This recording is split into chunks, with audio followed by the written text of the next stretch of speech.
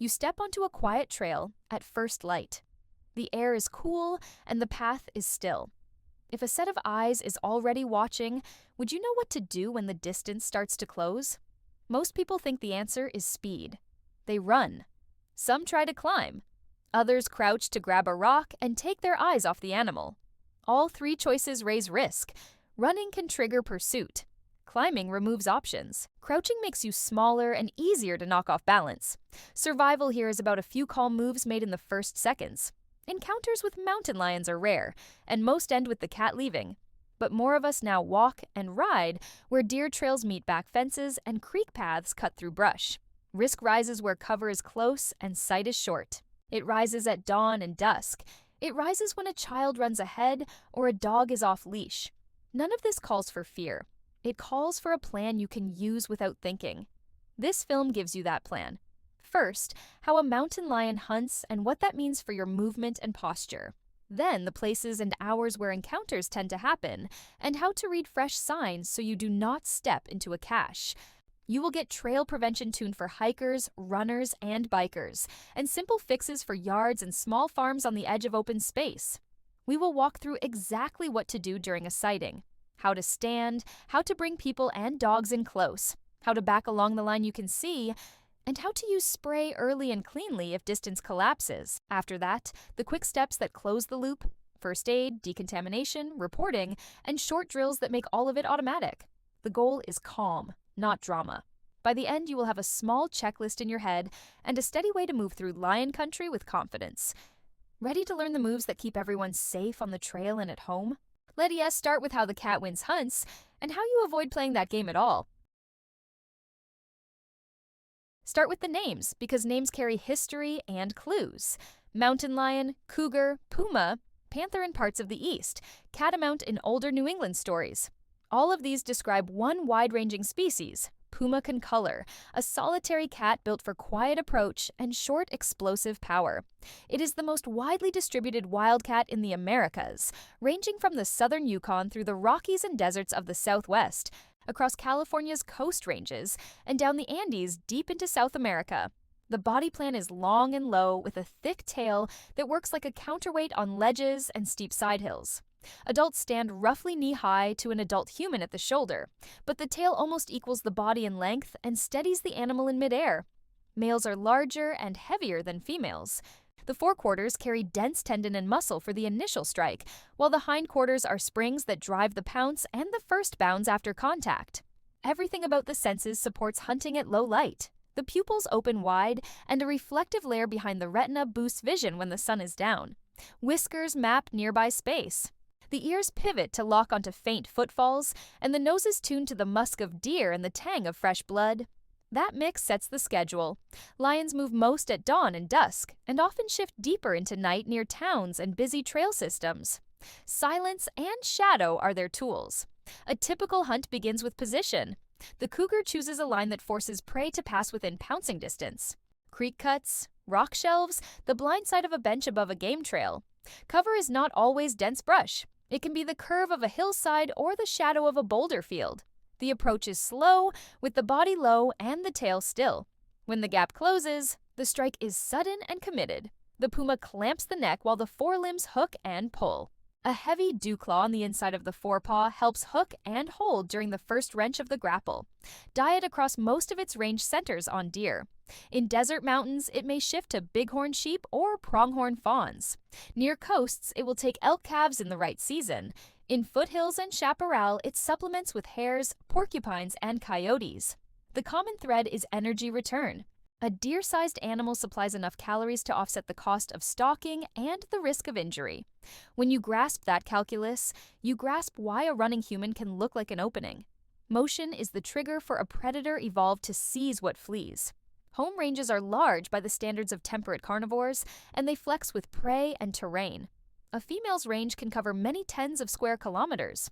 A male's range often spans several times that, and may overlap the ranges of several females.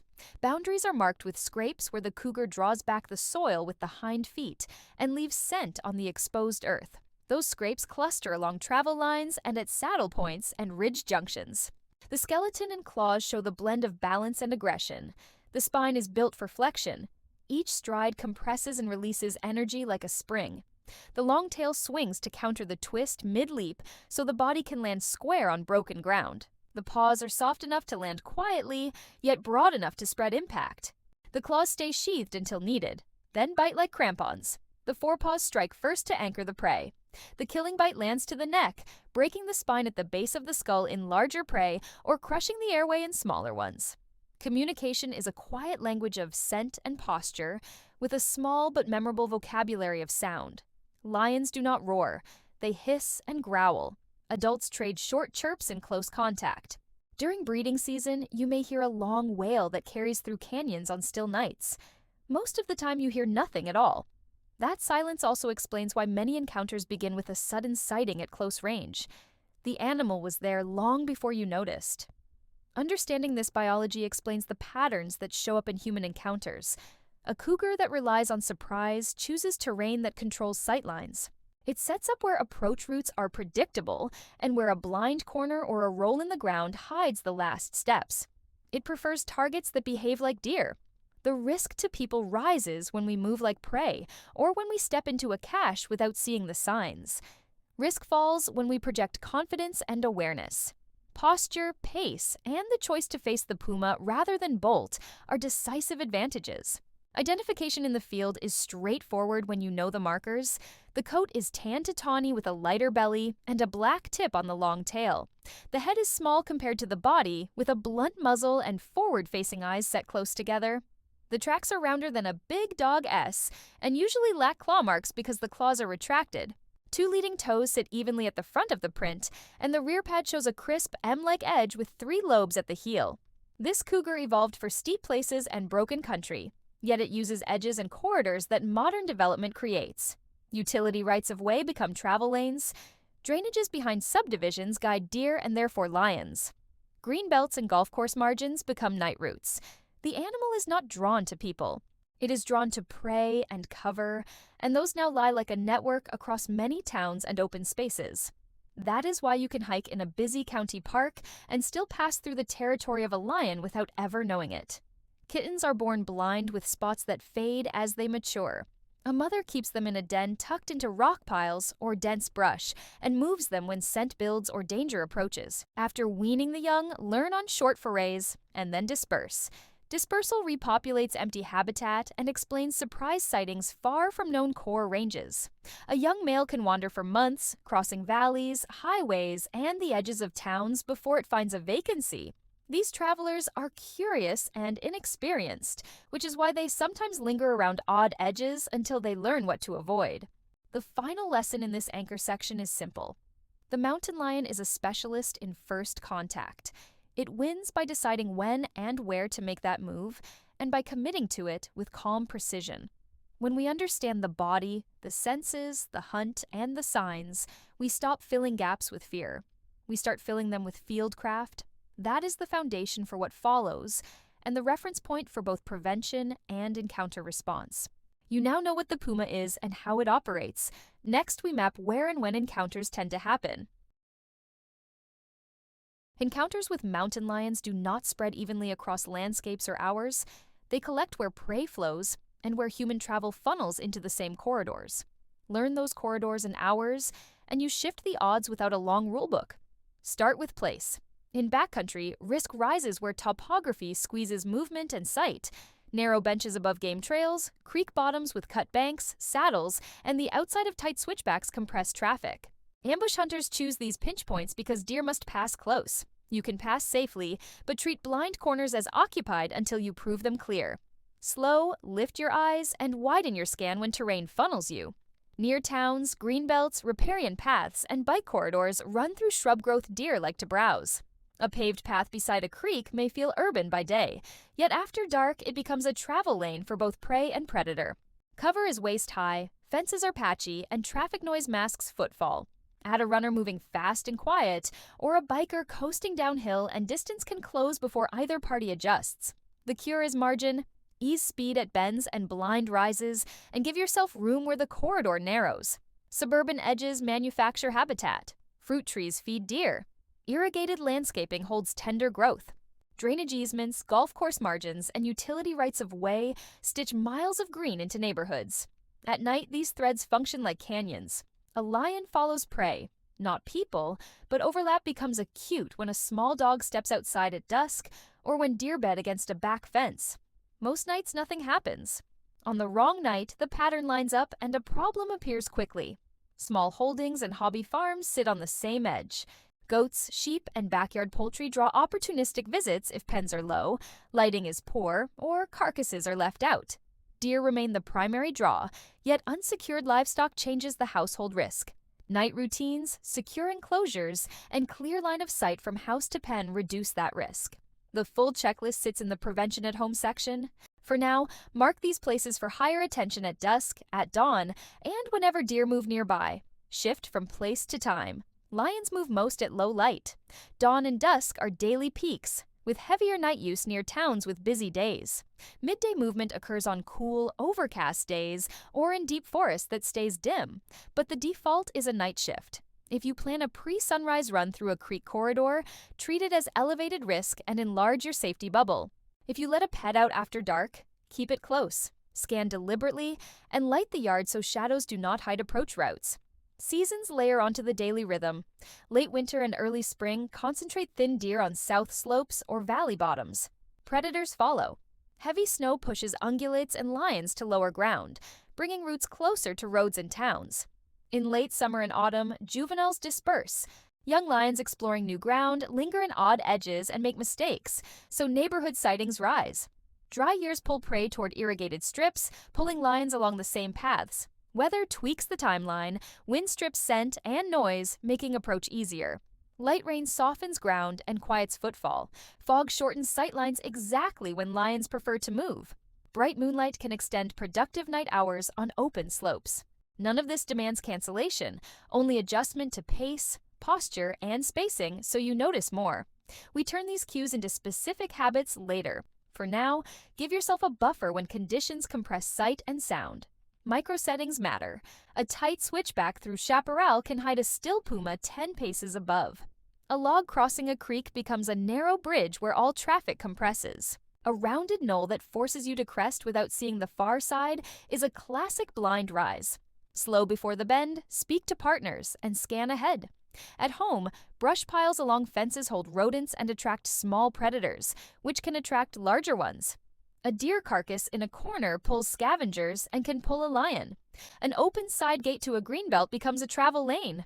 Walk the property after dark, fix sight lines, control the food chain, and light the approaches. Certain human behaviors raise risk within the same places and times. Running with earbuds blocks cues that buy you seconds to react.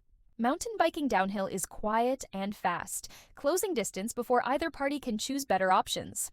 Letting a dog range far ahead creates a two-part problem in which a dog confronts a lion and then draws it back to you. Children make fast, small, unpredictable movements that test a predator's trigger. Controls are simple. Keep kids within arm's reach when sightlines shorten. Keep dogs on leash where cover is close. Keep one ear tuned to the trail. You can forecast higher risk days by combining these elements. Fresh deer tracks on damp ground along a creek. A foggy sunrise forecast and a route with tight switchbacks add up to a plan for heightened attention. That does not mean you avoid the trail. It means you slow through bends, talk as you approach the creek, and choose a turnaround time that keeps you out of the darkest hour if you do not need to be there. Calm choices made before the first sighting prevent most problems. Geography matters, just not as many think. In much of the West, breeding populations are normal from coastal hills to desert ranges. East of the Mississippi, regular encounters are uncommon outside the far south, yet dispersing individuals still appear along large river corridors and mixed farm woodlots. If deer are common, if cover is close, and if human travel condenses into narrow lanes, the pattern repeats. Law and management vary by region. Fieldcraft does not. Also note when encounters are least likely. Open ridgelines with long sight give both parties time to adjust. Busy midday trails with groups every few minutes spread human presence enough to signal a clear corridor. Stormy afternoons with high wind and falling temperatures often suppress both human and deer movement. There is no perfect safety zone, yet there are times you can relax a notch and times you dial focus up by 1 or 2. Put it together and you get a mental map rather than a list. Risk concentrates where corridors pinch, cover lies close, and the clock sits near dawn or dusk. Risk rises when weather shortens sight and muffles sound, when juveniles disperse, and when prey stacks in narrow habitat bands. Risk rises when pets roam at night and when people move fast and quiet. The inverse is true as well. Clear sightlines, daylight, steady voices, and group cohesion push odds back your way. This section stays with ecology and risk mapping and gives the prevention chapters the context they need. Carry one line forward. Where prey flows, lions follow. Where cover pinches, slow and lift your head. As light fades, widen your bubble and bring the group in. You will pass through lion country often. You can do it safely when you read place and time with the same calm focus the cougar uses to read its prey. Fieldcraft keeps you from stepping into a lion's plans. Learn the sign and you will avoid cached kills, understand travel lines, and sense when low risk turns higher. This is identification and reading sign, not prevention. We convert it to habits in the prevention chapters. Start with tracks. Mountain lion tracks are round and usually lack claw marks because claws stay retracted. The front foot is larger than the rear. Many prints fall between 3 and 4 inches wide. Look for 2 leading toes that sit even at the front and a broad rear pad with 3 lobes along the back edge and a clean leading edge that arcs shallowly. In soft ground, the pad registers as a trapezoid with the widest line toward the rear. Domestic dog tracks are more oval, show claws more often, and the rear pad lacks the deep 3-lobe cut. Track identification is never a single feature test. Stack features and read a short run rather than one print. Stride and trail pattern add confidence. Puma tend to place the rear foot into or just behind the front footprint. That neatness produces a tidy, narrow trail. The straddle is modest compared to a dog of similar size. When the animal slows to stalk, spacing tightens and prints align. Dogs weave and leave wider, messier trails when off-leash. On sand or powder snow, a lion's tail may leave a faint line. None of these signals are absolute. Read several meters before you decide. Scrapes are the next big clue. A lion makes scrapes by pulling backward with the hind feet to move duff and soil, then depositing scent on the freshly exposed ground. You will see 2 parallel arcs of disturbed material with a smooth patch between. Scrapes cluster on travel lines, at junctions where side canyons or ridges join, and near range boundaries. Fresh scrapes hold sharp edges. Old scrapes slump into litter. A short run with many fresh scrapes says a cougar traveled recently and may linger. Look for beds. Daybeds are shallow ovals where leaves are pressed flat. They sit with sightlines into a draw or across a bench, with cover at the back and a view of approach routes. A bed that faces a cached carcass is high alert. Do not explore further. Change direction and give the area a wide berth. Kill sites carry distinct clues. A lion typically drags a carcass off an open trail to cover. Drag marks look like 2 faint ruts with scuffed leaves between them, sometimes with scattered hair. The carcass is cached under needles, leaves, or grass pulled from arm's reach. The cover starts neat and becomes a mound as days pass. Birds often give the first alert. Magpies, jays, or ravens that hop in and out of a brush pile and call repeatedly are pointing to meat. If you find a cache, back out calmly the way you came. You do not need to see the carcass to make the call. Feeding marks differ from other predators. A lion opens a deer behind the front leg, works into the chest and abdomen, and strips large muscle groups with long shears of the canines and carnassials. Broken ribs near the entry point can occur. The skull of small prey may show paired punctures along the top or at the back of the neck. Bears crush and tear with heavy forelimbs and leave more shattered bone. Coyotes scatter parts quickly and chew smaller fragments. Read the whole scene. Scat helps with identification. Lion scat is segmented, dense, and full of hair and small bone. It ranges from cord-like to thick cylinders and often sits near scrapes or at junctions on ridgelines. Fresh scat is dark and glossy. As it dries, it grays on the surface. Note the location, then move on. Roots are written in the ground. Repeated use polishes a narrow line along hillsides and beneath rock outcrops. Watch for low tunnels through chaparral at cougar height. On talus and broken ground, the sign is lighter, but you can still see preferred contour lines that wrap points and meet at saddles. In snow, a single lion line can run for miles at a steady elevation, dipping to cross a draw and climbing back to the band where deer travel. Creek bottoms with alternating cut banks and willow clumps give a rhythm to the sign. Expect tracks on sandbars, then nothing where the puma used stones, then prints again where substrate allows. Sign has age. Learn to grade it. Crisp edges, moist soil, and dew beads inside a track mean recent passage. Wind softens edges and lifts dry duff into the print within hours. Sunbakes expose soil and whitens scuffed sticks. Insects and birds arrive quickly at kills. A cache used over several nights has rings of sign around it. There will be trails in and out, resting spots, and fresh cover thrown each time the mountain lion feeds. The older ring is flattened and darker. The newest ring is bright and loose. Use these clues to make one decision.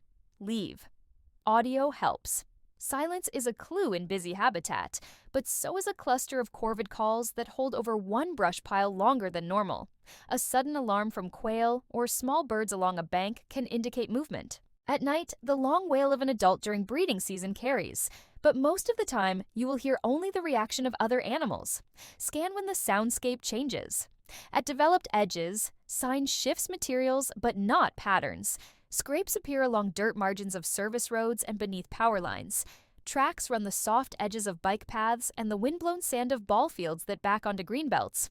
Drag marks cross gravel toward the shadow of a culvert. Landscaping mulch holds prints after sprinklers run at night. If you are finding repeat sign near a home, the fixes live in the prevention around home section where light, fencing, and pet routines cut traffic. Differentiate lion sign from bobcat and dog. Bobcat tracks are smaller and the stride shorter. Bobcat scrapes are small and often paired with scat on the mound. Dogs mark with urine stations rather than tidy scrapes, and their tracks meander with frequent claw marks. When you doubt, note size, stride, context, and how the sign clusters. Predators write in sentences, not single words. 2 human mistakes are common. The first is confirmation bias. People decide early and force every mark to fit the story. Guard against that by listing alternate explanations out loud. The second is curiosity that pulls them toward a cache or through a thicket of fresh scrapes. Curiosity is natural. Curiosity gets people too close. Your rule is simple. Evidence of a fresh cache or a defended bed means reverse course immediately. Keep your group tight and leave without delay. We cover the mechanics in the prevention chapter and the defensive plan in the encounter chapter. Trail checklist. Read 10 meters at a time, not one print. Stack features until the story is solid. Track freshness by edges and moisture. Treat clusters of fresh scrapes and any sign of a cache as high risk and leave. Keep dogs close when sign appears. Bring the group in and switch from chatter to deliberate voice. The goal of sign reading is not to stalk the stalker. It is to steer your day away from problems while you still have easy choices. Risk is not evenly distributed. Certain patterns put people into the same narrow window that deer occupy when a lion decides to close distance, and understanding those patterns lets the later prevention block stay short and precise. Most problematic encounters begin when group cohesion breaks down. A single runner peels away, a hiker lags behind a turn, or a child drifts out front. 2 or more adults within easy speaking distance project a larger, steadier signal that predators learn to ignore. Once the human shape fragments, silhouette and sound shrink, predictability drops, and risk rises for reasons that have more to do with profile than with courage. Speed layered over quiet movement pushes that risk higher. Fast and quiet is the prey signature. Runners and mountain bikers descend into corners softly and quickly, compressing the time in which both parties can recognize each other and adjust. Closing speed through blind turns and tight corridors is the problem, not the sport itself. If your movement reads like flight, you step into the same decision space lines exploit when they hunt, and the biology of ambush does the rest. Dogs rearrange the scene in both directions. A leashed dog near an adult can add awareness and extend your sensory bubble. A dog far ahead becomes a scout that finds a lion first and then returns with the problem attached. Barking and charging can provoke defensive behavior in a puma that would otherwise slip away. Small dogs add a second prey signature. Big dogs sometimes corner a lion briefly and then break contact in a way that redirects the cougar toward the handler. The takeaway is simple. Dogs do not neutralize risk by default. They often redistribute it, which is why the behavioral protocol for dogs later matters so much. Children reshape the pattern for equally biological reasons. Small size, quick, unpredictable movement, and high vocal pitch overlap strongly with the prey template. A child out in front on a winding path is the profile most likely to produce a too close sighting at the wrong moment. None of this calls for drama on the trail. It calls for adults to manage spacing through blind turns and to keep kids within arm's reach when sightlines shorten, with the detailed controls living in prevention. Edges and routines do as much work as terrain. Back fences, green belts, creek paths, and utility easements stitch suburbs to open space and carry deer traffic day after day. The longer a neighborhood supports deer, the more lions learn reliable routes that pass close to people after dark and near dawn. Trash pickups, sprinkler cycles, and dog walking schedules create predictable pulses of human presence. Lions adjust around those pulses without abandoning the routes, so if you live or play on that edge, treat routine as a force that shapes encounters, not as background noise. Season and life stage add another layer. Juveniles dispersing in late summer into autumn account for many surprise sightings in odd places. Young lions range widely, hesitate near novel objects, and linger where deer are easy to approach. Harsh winters and late snow years push ungulates and predators lower and closer to towns. Dry years pull prey into irrigated strips and orchards that form corridors through neighborhoods. Time of day and season were mapped earlier. The new point here is that inexperience adds variability and puts curious travelers into places where people do not expect them. Carcasses concentrate risk more than any other single factor. The most avoidable high-risk situation is stumbling into a cache. A cache deer draws a lion back repeatedly over several days, usually at dusk or after dark, but sometimes in daylight if the area is quiet. Raptors and corvids often give the location away, hopping in and out of one brush pile and calling more than usual. Dogs do the same, suddenly freezing and sniffing at one spot. We already covered how to recognize those places in the sign reading section. What to do next lives in the prevention chapter. If the air carries that sweet, heavy carrion scent, you do not need to confirm the story. You leave. Topography that removes options is the silent accomplice in many close calls. Tight switchbacks, narrow benches above game trails, rounded knolls with blind crests, and log crossings compress choices for both parties. The puma uses those constrictions to control the last step of a hunt. People who arrive fast or distracted arrive with fewer options. We already mapped where and when such pinch points occur. The emphasis here is causation. Constriction is not just scenery, it is the tool that makes ambush work. A handful of myths survive because they sound decisive, and each one causes trouble when copied into lion country. One says, climb a tree.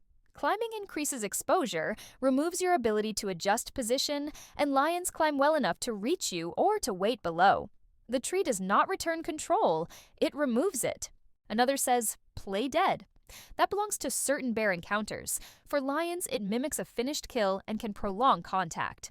A third says, make loud eye contact and charge. A hard stare paired with a headlong rush invites a defensive response if the puma is cornered or guarding a cache. Steady voice and controlled posture are useful. Theatrics are not. A fourth says, bear spray does not work on mountain lions. Tool effectiveness depends on distance, angle, and wind. The claim that it never works is false, and the claim that it always works is also false. The last myth is, if you cannot see it, it is not there. Silence and cover are the cougar's advantages. Many close sightings start as nothing more than a quiet patch in a normally noisy corridor. Birds holding in one spot, a dog that fixes on scent, or deer that suddenly freeze are often the first signals. Who is least at risk? Groups that move at a steady hiking pace in daylight on trails with long sight lines rarely produce problems. People who talk enough to carry a signal, keep the group together through constricted terrain, and avoid loitering near carcasses do not present the pattern lions exploit. This is not about heroics. It is about predictability and presence. A short summary to carry forward. Risk rises when people move fast and quiet, when a dog runs out ahead, when a child ranges in front through blind turns, when constricted terrain removes options, and when a cache is nearby. Risk rises during juvenile dispersal and when prey funnels along irrigated edges. The prevention sections turn this map into simple habits. For now, note the drivers and ignore the myths that turn calm fieldcraft into drama. You already know the patterns of place and time and how to read sign. Now, we turn those facts into habits that keep hikers, runners, and bikers safe. Start with planning and timing. Choose routes that keep long sight lines through constricted terrain. If a trail runs through tight switchbacks, brush tunnels, or creek corridors. Schedule those segments for brighter hours rather than pre-dawn or late dusk. When early starts are non-negotiable, add a buffer to the first and last half hour. Move as a group, carry light, and drop pace one notch through bends and blind crests. If fog or wind shrinks vision and muffles sound, treat the day as visibility first, speed second. Keep real, not nominal cohesion. Stay within speaking distance during constricted sections. On routes that alternate between open benches and tight turns, gather before each compressed segment and move through as one unit. If the party includes a child, a stroller, or a less mobile hiker, place them at the center of the moving group. Manage speed deliberately, especially downhill. Most near misses pair fast descent with silence. Make a rule for blind corners and brush-walled straights. Be able to stop within what you can see. Coast less, pedal, or step actively through turns so you make a little noise. When you overtake hikers, announce early and pass at walking speed in tight cover. On night rides or pre-dawn runs, use a forward light that throws a broad, low beam and aim it to trail edges, not just the center. If you cannot see both edges, you are too fast for that segment. Guard your ears. Keep at least one ear open. Music masks cues that buy seconds to react. Corvid clusters, a sudden quiet patch, a dog that stiffens, deer that freeze along a bank. If you prefer audio, use bone conduction at low volume or a single earbud on open slopes only. Pause audio and lift your head before entering brush tunnels, dropping into slot canyons, or rolling into creek bottoms where sound compresses. Treat children as part of the system.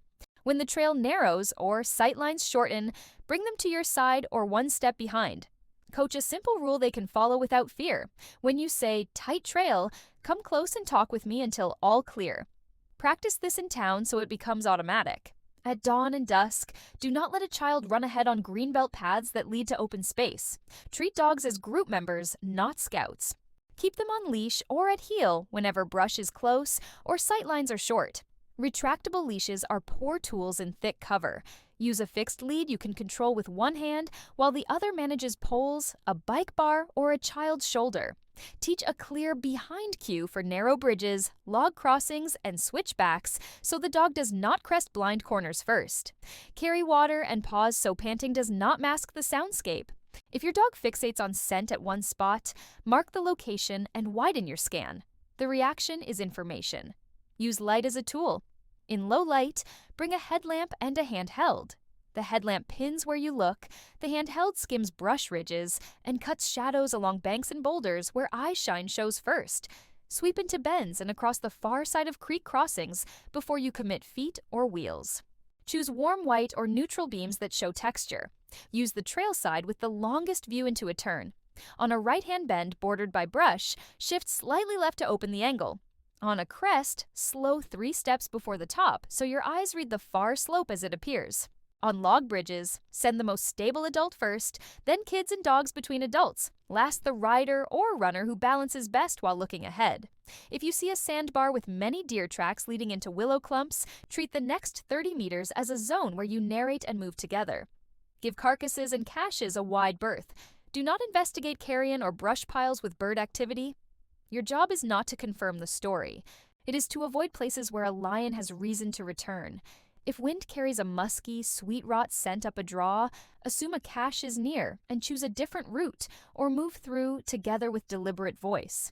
The exact protocol for leaving a cache area comes later. Prevention aims to miss the cache entirely. Carry deterrents so they are real options.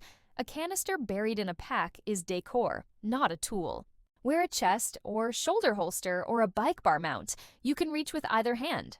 Practice drawing and presenting from that position on a safe field with no discharge so your body knows the path. For runners, a small quick-access belt pouch beats a bounce-prone backpack pocket. For hikers with poles, rehearse how one hand controls poles while the other finds the tool.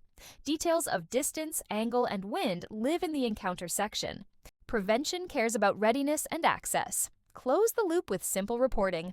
If you see fresh scrapes, a recent track line, or birds working a likely cache zone near a popular trail, pass the information to the local land manager or ranger station after your outing. On multi-use paths in towns, a short note to a parks line helps staff place temporary signs. The aim is not to alarm, but to keep others from repeating your near miss while sign is fresh. Carry a small handheld light even by day in brushy canyons, plus a headlamp for low light. Add a fixed leash and a spare carabiner, and a bandana or small towel to dry a dog so you can hear again. Keep one ear open. Put your phone on vibrate or off in constricted terrain. Bring water for people and dogs. Agree who goes first, who goes last, and how you regroup after long turns. Finish with mental habits. Narrate key points. Tight turn, talking up, crossing the creek, eyes left, rolling into brush, grouping now. Short phrases keep attention high without drama and double as edit cues if you record trips. Adopt one more rule. Do not push speed through the first and last kilometers near trailheads on creek bottoms and green belts. Those are places where people relax and where travel lanes overlap most. Prevention is not a list to memorize. It is a rhythm built from a few steady choices. Keep the group together when terrain presses in. Keep one ear open and your head up when light is low. Match speed to sight. Treat dogs and kids as part of the moving unit. Keep deterrence where hands can find them without thought. These habits lower the chance of a close surprise and shorten the path to a calm exit if a sighting occurs later in the film. Prevention at home is choreography and carpentry. The aim is simple. Keep food, cover, and travel lanes from lining up so a mountain lion has no reason to slow down in your yard and no easy way to use it as a corridor. Do the calm work once, then maintain it with a short evening routine. Begin after dark with a slow perimeter walk and a handheld light. Ask 3 questions at each corner. Where could deer enter or bed? Where would a puma pass if it followed that deer? And where do sightlines fail? Those answers mark approach lanes and blind pockets for tomorrow's fixes. Typical lanes include side gates to green belts, low spots under fences, culverts, drainage cuts, and hedges grown into tunnels. Ladders are stacked items, steps, or firewood against a fence. Note corners that stay black when everything else is bright. Fix those first. Keep a modest, steady level near entries. Then place motion lights on paths an animal would actually take. Fence breaks, side gates, the garage hinge line where bins sit, and the strip between a hedge and a wall. Aim beams to wash across the ground from the side. Choose warm to neutral color so texture stays legible. Keep a hand held by the back door, a low sweep at knee height catches eye shine under shrubs, and along banks better than a downlight. Trim and tidy to remove ambush cover. Use the knee and shoulder rule. Raise the lower skirt of shrubs to about knee height so you can see under them. Keep dense foliage below shoulder height away from doors, gates, and pen roots. Clear brush piles, stacked pallets, and leaning plywood that shelter rodents and raccoons. Small prey pulls the larger food chain. Thin hedges along fences until you can read the line from the door. Maintain a clear sight lane between your door and any animal pen. Fences are not magic walls, yet they redirect traffic. Make yours a poor ladder by removing cross-bracing and stacked items within a few feet of the inside face. If you upgrade, use 6 to 8 feet of height with a slight outward lean or short overhang. Keep vegetation back a meter or 2 on both sides. At ground level, stop. Crawl unders with a buried or pinned apron of wire mesh that runs outward in an L for 2 or 3 feet. Give gates self-closing hinges, latches a nose cannot lift, and a bottom gap that does not grow after winter. Small livestock need night boxes with roofs, walls, and floors. Poultry and small goats invite opportunistic visits if left in open pens. Enclose them so a cougar cannot enter from above, dig under, or reach through. Use solid doors and hardware cloth tied with screws and washers rather than thin staples. Extend a ground apron as at the fence. Keep a clear line of sight from house to pen. Feed stays in sealed bins. Carcasses do not sit overnight. Arrange removal the same day through the proper authority. Cats stay indoors from dusk to daylight. Dogs go out at night only under supervision, on a leash, and after you light and scan the yard. Lock dog doors during evening and pre-dawn windows. Do not tether pets unattended. Tethering removes their ability to adjust and can provoke defensive behavior in passing predators. Use one family pattern. Lights on, sweep approaches, dog out on leash, brief session, everyone inside together. Remove attractants that start the chain. Pick up fallen fruit. Plant deer-resistant species where you cannot fence. Enclose compost, put bird feeders on a schedule and clean spills, and latch trash lids. In drought, irrigation concentrates tender growth into narrow green ribbons. Avoid creating a lush path across the yard. Move pet water indoors at night. Do not place salt blocks or wildlife feed on edges where large predators already commute. Landscape for sight and movement, not just privacy. Prefer open plantings over continuous hedges that become tunnels. Where privacy matters, pair a solid fence with spaced shrubs. Leave a night patrol walkway. Avoid stacked stone right against a fence. Keep play structures out of fence corners. When adding a shed or wood pile, slide it inward and keep a visual margin around the fence. Use cameras and sensors as feedback. 2 motion cameras aimed along approach lanes tell you whether changes work. Mount them low enough to read a 4-legged traveler and angle across the path. Use footage to edit the yard, not to collect clips. If deer pass on the same track at 3 a.m., change the track. A soft chime from a motion alarm helps when you step out with a pet by cueing you to scan. Include neighbors. Agree on basics along shared fences. Control gaps, keep ladders and stored items off the line. Close side gates that lead to greenbelts. Share information without drama after true sightings or fresh sign. Use a neighborhood board for seasonal reminders before juvenile dispersal and the darkest months. Ask park staff for temporary signs on greenbelt paths after a cache is found and removed so people do not linger at the wrong place and hour. Keep hazing at home within strict limits. If a lion moves quickly along the yard edge, the best outcome is quiet passage. From a safe, closed position, you may use firm voice, light, and presence to encourage continued movement if it hesitates. Do not chase into dark corners, throw hard objects, or try to corner a large cougar. If an animal lingers in daylight, shows no interest in leaving, guards a carcass, or returns repeatedly to the same enclosed area, contact your wildlife agency and follow local guidance. Prioritize upgrades in 3 tiers so the work feels doable. First, zero-cost habits. Close gates, bring pets in, light and scan before letting a dog out, pick fruit, secure trash, and keep a clear sight lane from door to pen. Second, low-cost hardware. Motion lights on approach lanes, a better latch with a self-closer, a fixed-length leash and spare carabiner, sealed feed bins, a handheld by the back door, and cameras that audit lanes. Third, construction. An outward-leaning fence with a buried apron, a roofed night box, moved wood piles and sheds, and hedges thinned so they no longer make tunnels. Work the list over a month, not a weekend. Audit when seasons change. After windstorms or heavy snow, walk the fence and gates for new gaps and sagging hinges. After a drought month, check whether irrigation has created a green ribbon that ties the yard to wild strips. After holidays, move stacked boxes and decorations away from the fence. Once a month, do a night loop and note 2 small fixies. Early small fixes prevent big, expensive ones later. Finish with the purpose. Your yard should read as occupied, simple, and hard to use as cover or corridor. Keep sightlines from door to pen, close the gaps, manage dusk and dawn routines, and avoid building ladders or tunnels with your own materials. Do the calm work and keep the rhythm, and the edge between neighborhood and wild stays a passage, not a meeting place. Community prevention lives upstream of individual habits. It is how trail managers, race directors, school leaders, guides, and utility crews edit terrain and routines so close encounters are less likely in the first place. The point is not to sanitize wild ground. The point is to design for clean sightlines, predictable movement, and short decision times where people, pets, and large predators overlap.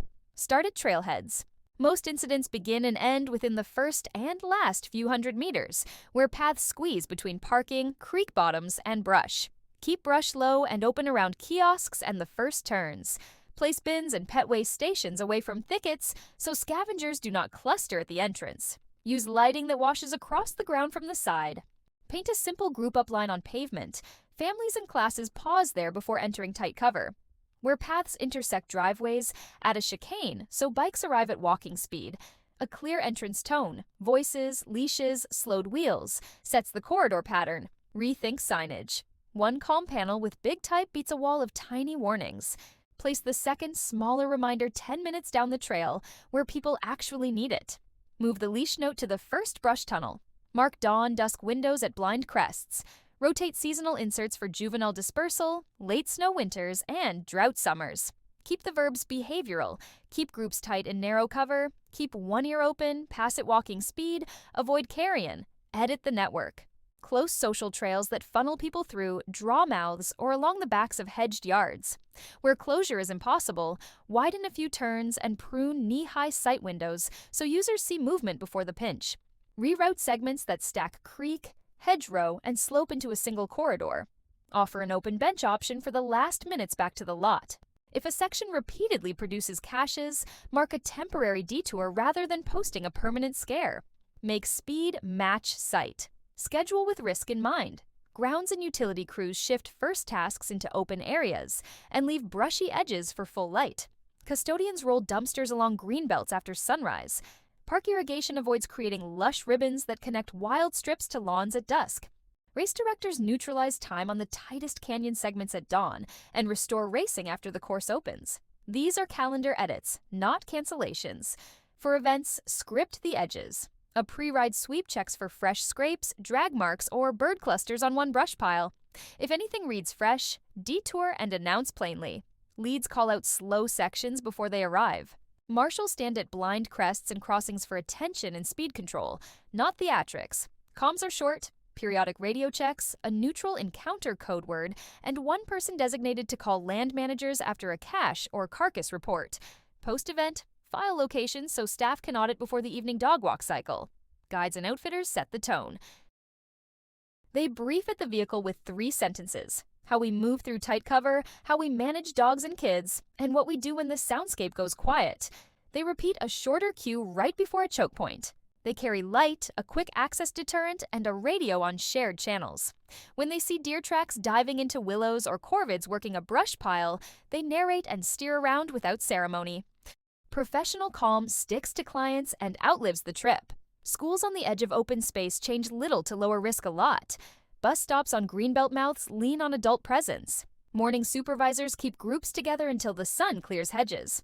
PE swaps the first 15 minutes of winter laps for court work, then moves out when sight lines lengthen. Night hikes take ridgelines or service roads, not creek tunnels. The message stays steady: confidence plus pacing. Work crews, vegetation teams, surveyors, line workers run buddy pairs in short sight. The job box holds a handheld light, an air horn or loud hailer, and an inert practice canister for quick access drills. Foremen pick lunch spots with long views and avoid blind crests on ingress. Fresh cache while flagging or mowing means back out together. Mark 2 obvious approaches for the manager. And file a location with context photos only. End of shift. Inform land managers so users do not walk into a high-return area at dusk. Camp setup in multi-day programs follows the same logic. Choose sites away from game funnels and irrigated margins. Clear a low sight ring around tents without stripping the area. Keep food sealed and cooking separate from sleeping. Pets do not free range at night. Short leash, light, scan, back inside. Place latrines so no one must walk blind through shrubs in the dark. Keep a small handheld at the tent door. If wind carries carcass scent, pick a different site. Vehicles create micro corridors at dawn and dusk. Community notices ask drivers on greenbelt roads to slow at first and last light.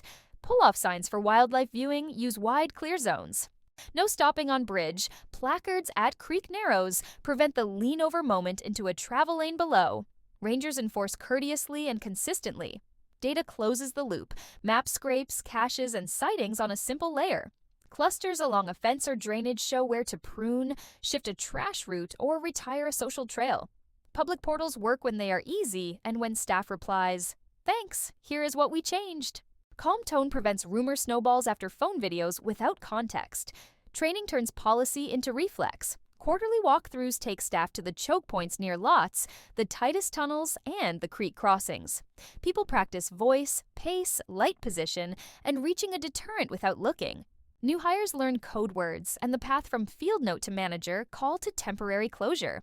Professionalism is how cleanly uneventful days run. Public notices lead with actions taken. Pruning, detours, patrol focus, then list brief reminders for users. They pick plain words, avoid sensational phrasing, and note that most wildcat passages are silent and brief. When the window closes, the notice comes down so signs do not become background noise.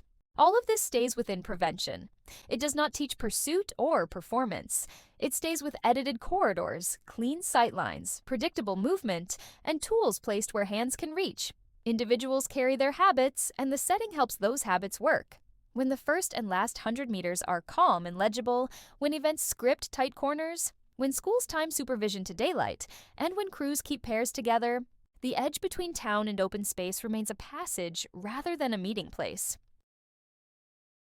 Encounters with mountain lions unfold quickly, so your edge is order, not speed. In the first seconds, do 5 things. Stop, bring your group close, stand tall, speak steadily, and keep the cougar in view while you choose a line you can back along. Those actions buy time and space and give the party one plan. Make the reset clean. Plant your feet shoulder width with knees soft. Take one slow breath to steady your voice. Call people in without turning your back. Close to me now. Place children at your side or just behind your leg. Shorten the dog's leash so it cannot dart or circle. Do not crouch. Do not run. Keep the animal in sight and state 2 actions so everyone moves together. Project a larger profile. Stand taller and widen your shoulders. If you wear a jacket, lift the collar or open it so your outline grows. Raise trekking poles or a bike in a controlled vertical line, not windmilling. Speak in a low, steady voice using short phrases. I see you. We are together. That way is open. Tone matters more than wording. Control space while you talk. Sidestep and put obstacles between you and the animal. Without turning away, take small lateral steps toward ground with long sight and firm footing. Avoid backing into brush, holes, edges, fences, or ditches. If a log, rock, bank, or bike can sit between you and the likely line of travel, slide so it does. Keep hips square and check what your heels are about to touch. Act by distance. Outside roughly 30 paces, organize and begin a slow lateral move that opens the angle while keeping everyone tight. Inside 30, stand taller, slow your cadence, and put the spray in your hand at chest height with the safety clear. Inside 10, motions get smaller and deliberate. Your hand is already on the tool you practiced with. The closer the distance, the slower the motions. Use spray early, not late. Hold the can at chest height with your wrist locked and your other hand bracing. Read wind by leaves or a tiny puff of breath. When the animal is within range, aim slightly low so the cloud rises into its path. Give a 1 to 2 second burst. Look up, decide. If it veers, hold ground. If it commits, give another short burst. If you have no spray, use what you carry.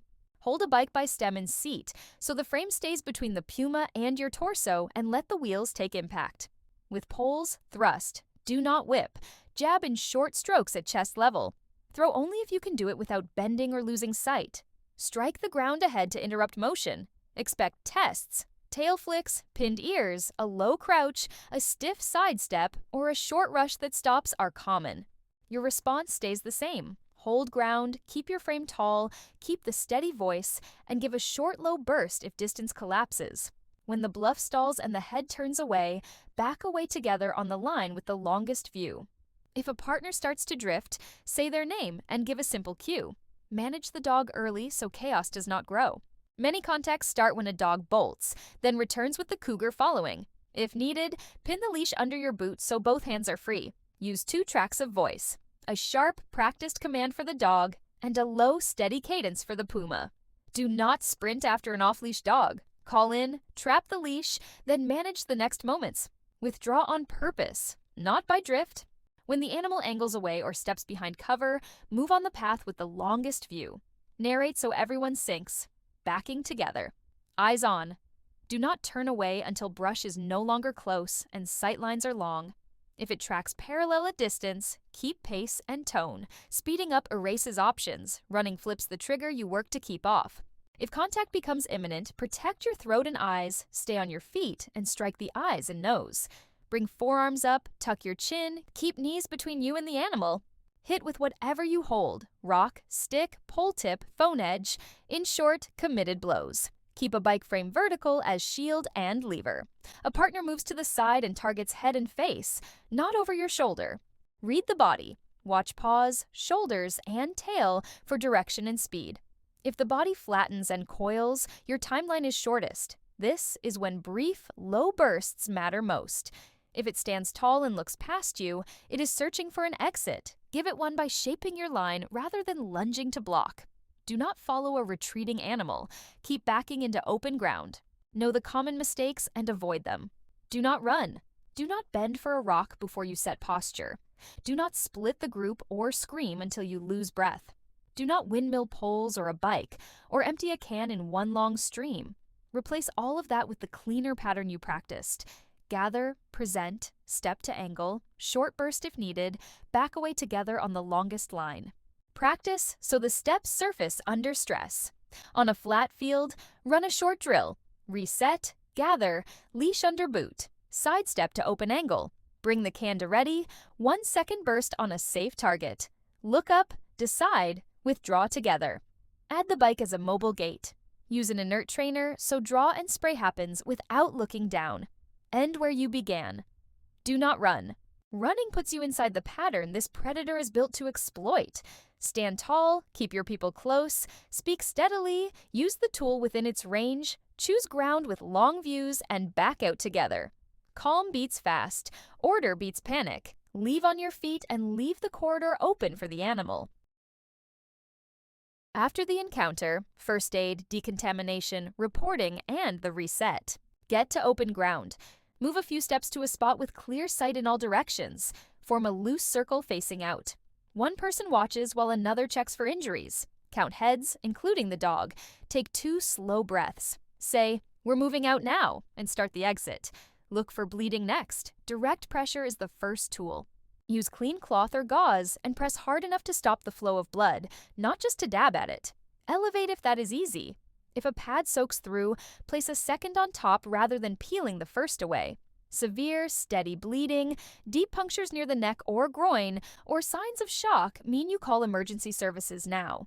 Tourniquets are for catastrophic limb bleeding only. Place them high and tight and do not loosen them once they are on. If you do not carry one or are unsure, keep pressure and make the call. Protect eyes if spray drifted back. Move into clean air. Do not rub. Rinse with clean water or saline for several minutes. Contacts come out and stay out. If pain or blur remains after the rinse, go see a clinician. Do not try to tough it out. Set the dog up for a calm exit. Leash first, check paws, belly, and chest for thorns or cuts. Offer a small sip of water only after panting eases. If there was contact, keep pace slow or carry if you can. Veterinary care follows the same rule as for people. Punctures and deep claw cuts are seen the same day. Eyes are rinsed. Shock signs are urgent. Decontaminate skin and gear before you re-enter cars or houses. Residual spray on hands, sleeves, leashes, or a bike bar can ride home with you and expose kids or pets later. Wash exposed skin with soap and water. Rinse clothing and gear with plenty of water. Bag anything that still feels hot with residue until you can launder it. Keep hands away from your face. Wipe a dog-esque coat with a wet towel so grooming later does not push residue into eyes or lips. Write the essentials while details are still sharp. Note the time, location, direction of travel, the distance bands you worked through, and which actions changed the outcome. Drop a pin on your phone map and take 2 context photos of the corridor you left rather than pushing back into brush. If you smelled carrion or saw birds working one pile, include that. These notes are for land managers and for your own record, not for drama. Call the right people for where you are. On public land, use the posted park or ranger number. In towns and neighborhoods, use the city or county wildlife line. If injuries need immediate help, call emergency services first, then inform the land manager when you are safe. Keep the report plain and useful. A close sighting at roughly 10 to 15 paces. The trail segment, the time of day, behavior you saw, the path you used to leave, and whether a cache might be nearby. Share the map pin if asked. The goal is to help staff audit risky corners and post calm temporary notices if needed. If officials request a statement, keep description modest and accurate. Adult or juvenile, plain coat or spotted, tail long or not seen, behavior steady or bluffing, direction of exit. You are adding one clear detail to a larger picture. If a closure or a carcass collection is planned, give space and let crews work without an audience. Resist the urge to post the moment online. Context is easy to lose and rumor travels faster than facts. Debrief for 2 minutes so you replace the what-if spiral with useful memory. Ask 4 questions together.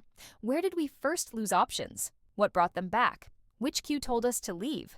What one habit will we carry forward? Keep it short and honest. If someone froze, that is a skill to practice. If someone steadied the group, mark the words in stance that helped. Families, partners, and crews learn because they talk right after, not because they replay a scare in silence. Reset the kit before the next day. If you deployed spray, replace it and note the distance and wind at which it worked. If a bike served as a gate, check the frame and mount. Wash clothing that caught residue. Heat in a parked car can aerosolize leftovers. Refill the small water bottle that lives with the handheld light by the door. Rebuild the small first aid bundle you opened. Put the leash, light, and canister back where hands find them without looking. Finished kits make future calm possible.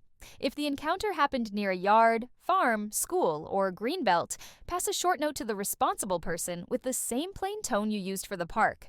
Say when and where, what you saw, whether a cache might be nearby, and the route you used to leave. Offer one practical suggestion only if it is small and doable, like trimming a hedge corner, moving bins away from a thicket, or closing a side gate that opens to a corridor. Leave enforcement and decisions to agencies. Neighbors share information, not ultimatums. Help kids and first-timers process the rush without feeding it. A warm drink, a slow walk on open ground, and a simple retell that avoids horror language are usually enough. Do not turn the moment into a test of bravery or a campfire contest. The memory you want is the sequence that worked. The quick gather, the steady voice, the tool presented early and cleanly, and the exit in order. That is the picture you will reach for next time, even if next time never comes. Keep perspective. A close sighting does not turn every trail into a hazard or every corner into a threat. It is a reminder that wild ground runs by rules you can learn and use. You already did the hard parts: presence, steady voice, and leaving together. Finish the loop with care, a clean call, and a tidy reset, and you help keep the landscape a place where people and predators pass each other with minimal friction. If medical care is needed, go and let professionals do their work. Save the long analysis for later. When the day settles, send your notes to the land manager and put the kit back to ready. Finishing the reporting and reset is part of prevention for the next trip. It makes you the kind of partner others want when the unexpected happens a year from now on a different trail at a different hour. The last task is small and practical. Mark a calendar reminder to check spray dates and weight each quarter. Look over mounts, straps, and leashes for wear. Replace frayed webbing and expired items before dawn adventures appear again on the calendar. Quiet upkeep is easy to skip. Write it down so you do not. Good maintenance is how calm becomes ordinary. Training turns knowledge into actions when your pulse is high. The aim is simple. A few moves and a few words you repeat the same way every time. Do not invent a plan when a corridor tightens or the soundscape goes quiet. You already know prevention and the encounter sequence. Now make them automatic. Keep one script: gather, present, leave. Gather brings people and the dog to your side and sets a steady stance with soft knees and eyes up. Present makes you look larger, speak calmly, and bring your deterrent to ready without rush. Leave means walk together along the line with the longest view. Say the cues and tie each to a movement. Build a small practice loop. Mark 2 blind turns, a short crest, and a narrow lane that stands in for a creek crossing. Stage a bike, trekking poles, a fixed leash, and an inert trainer. Call gather. Keep people beside you, not past you. Leave together. Add complexity only after the pass is clean. Bring the dog on a fixed leash and practice pinning the leash under a boot so both hands are free. Swap hands so the tool sits in your dominant hand. Lift the bike by stem and seat and use it as a mobile gate while a partner speaks. Draw the trainer to ready and back without sweeping anyone. Drill the reset as a micro sequence. Step forward, step back, feet shoulder width, knees soft, breath in, give the gather cue. People who freeze learn to move first. People who rush learn to stop first. With kids, use one phrase and a small reward. Keep skills fresh with tiny sessions. Families do 2 5-minute refreshers a month. Guides and crews take 10 minutes weekly. Schools give a winter reminder and a short outdoor demo as daylight returns. Runners and riders fold cues into warm-ups, gather at the first brush tunnel, present for 3 counts. Lay out gear where hands find it without looking. Keep a handheld light by the back door with a fixed leash and a small water bottle. On the trail, carry the light upright in a hip or strap pouch. Carry spray on chest, shoulder, or belt with the safety in the same position every time. Mount a can on a bike bar within either hand's reach. Teach the soundscape. Stand quietly for 10 seconds and notice corvids holding in one spot, a dog that stiffens, or wind that masks footfall. Then, add your sound. Count to 5 in a low, even voice while walking. A calm human signal carries through brush and reduces surprises. Use small checklists to pull the mind back to baseline. A backdoor card can read light, leash, scan, out, back. A tailgate card, radio, route, tool, buddy. Tape them where the action starts. After a jolt, a checklist saves time because the order is decided in advance. Build redundancy so the plan does not rest on one person. Parents swap roles until either can run gather and leave. Let a child practice close to me and pointing to the long view side. In a crew, rotate the radio call so the newest hire can give the code word cleanly. Judge practice by clarity, not attitude. Ask 2 questions. Did everyone repeat the same words, and did hands and feet move in the same order? If yes, you are ready enough. If not, fix one thing and run one more clean repetition. Schools can add safety without turning class into a drill. Choose a morning gather point with long sight near the gate. Teach one phrase and one quiet hand sign in the first week. Clubs take evening walks on open ridge lines and keep one ear open instead of wearing 2 earbuds. Guides and crews should write the standard so drills match work. One page lists cues and a gear layout diagram. A second page shows the reporting chain and the threshold for pausing a route or closing a segment while a manager checks a cash report. New staff carry the card until the words live in their mouths. Keep stress controlled so practice builds capacity. Use one simple startle, a clap or whistle, then run the 3 beats and stop. If someone startles easily, preview the cue once. The goal is owning a few clean moves, not passing a test. Fold after the encounter steps into practice. After a mock spray, rinse eyes with clean water, bag the contaminated cloth, and say the order. Leave brush, check people and dog. Decontaminate hands, make the call. Practice the brief factual report. Time, place, distance band, behavior, route of withdrawal, and whether you smelled carrion or saw birds working a pile.